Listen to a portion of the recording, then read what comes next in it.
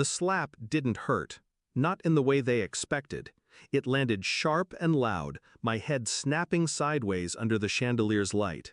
The room went still, forks frozen mid-air, champagne flutes trembling in hands. Then came his fist in my hair, yanking me toward the door. My heels scraped across the marble. Guests shifted uncomfortably, but no one moved. At the threshold, he shoved me so hard I stumbled into the night air. Behind me, laughter. Slow, deliberate clapping. My brother's voice, clear and venomous. You had it coming. Before, people assume family is a safe place. Mine was a boardroom. Alliances, power plays, silent threats. My father was the king. My brother, the heir. Me? I was tolerated as long as I stayed useful. And for years I was. I ran the numbers for the family business, cleaned up PR messes, made problems vanish quietly. My father praised my efficiency in private, but never publicly. Credit always went to my brother. It didn't bother me, not at first. I thought loyalty mattered more than recognition. I was wrong. The breaking point. 2 weeks before that night, I'd caught the first crack. A supplier account in my name, one I never opened, draining funds into an offshore entity. The paperwork bore my signature, forged. When I confronted my father in his office, he leaned back in his chair, smirking. "You're overreacting. It's just bookkeeping." I knew it wasn't. It was laundering, and my name was the shield. When I said I was going to the authorities, he didn't argue. He just looked at me with a kind of bored certainty, like a man watching a fly buzz against a window, knowing it would tire and fall. The party. It was my brother's promotion dinner.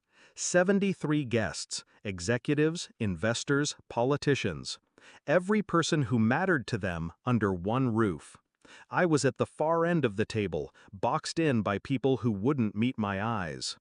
Halfway through the speeches, my father stood and, in front of everyone, accused me of sabotaging the company. Said I'd been mismanaging funds. I laughed. Quiet, unshaken. That's when he walked over, slapped me, and dragged me out. Theaters, a public execution.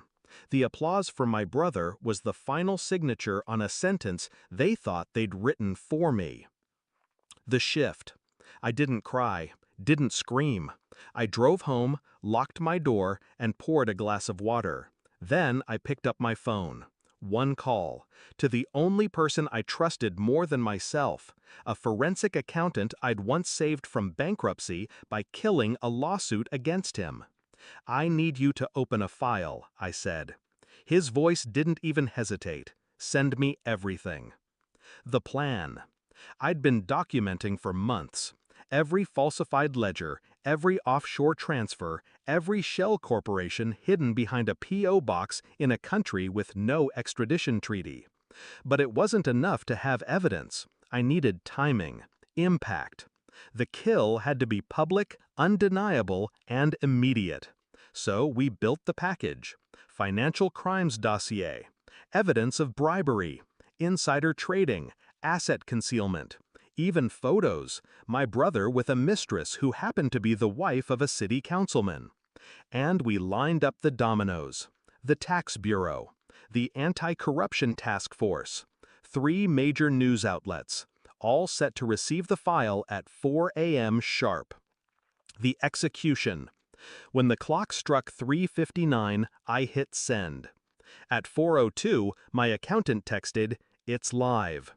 By 4:10, journalists were calling for comment. By 4:30, the task force had seized the company's servers. By 5:15, my brother's face was on the front page of every business feed, next to headlines that used words like fraud and racketeering. By sunrise, bank accounts were frozen, properties flagged, deals dead. Everything they built, gone. The confrontation. I didn't wait for them to call. I went back to the estate at 7 a.m. just as the first black SUVs pulled into the driveway. Agents with folders and warrants swarmed the house. My father stood on the porch in a robe, shouting at them. My brother was pale, phone glued to his ear, already realizing no one was picking up. When my father saw me, his voice dropped to a low growl. "You." I stepped closer, keeping my tone calm. "You slapped me in front of 73 people," I said. "Dragged me by my hair. Accused me of crimes you committed. You used my name to shield yours." He took a step forward. I didn't move. "I'm your father," he said, as if the word itself was an argument. "No," I said. "You're just a man who underestimated the wrong daughter." The fall. They tried to fight it, claimed the evidence was fake. But the paper trail was airtight, and I'd made sure to leave copies in more hands than they could intimidate. Investors pulled out within days. The board voted to dissolve the company rather than weather the storm. My brother's promotion? Rescinded. His name now floated in every article about white-collar corruption in the city.